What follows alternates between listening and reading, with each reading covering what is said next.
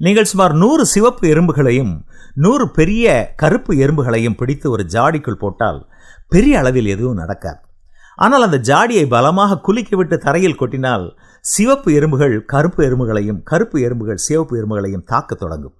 ஏனெனில் சிவப்பு எறும்புகள் கருப்பு எறும்புகளை தன் எதிரியாக நினைக்கும், கருப்பு எறும்புகள் சிவப்பு எறும்புகளை தன் எதிரியாக கருதும்.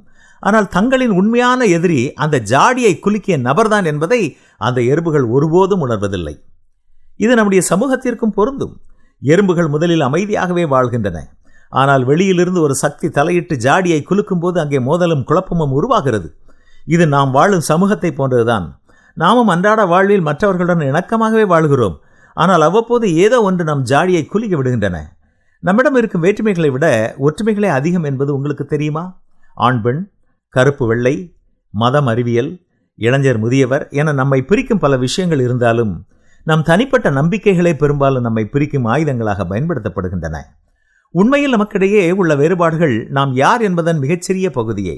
இந்த ஞானத்தை நம் வாழ்க்கையில் நடக்கும் பிரிவினைகளுக்கும் மோதல்களுக்கும் ஒரு தீர்வாக பயன்படுத்துவோம். நாமும் ஜாடிக்குள் இருக்கும் எறும்புகளை போன்றவர்கள்தான். ஒருவருக்கொருவர் துணையாக இருக்க வேண்டியவர்கள்.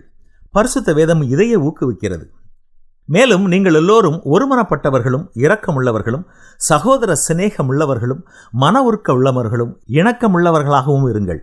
நாம் யாரோடு சண்டையிடுகிறோம் என்பதை விட யார் நம்மை மோத விடுகிறார்கள் என்பதை உணர்வதே புத்திசாலித்தனம். என்ன, கண்டுபிடித்து அதன்படி செயலாற்றுவோமா?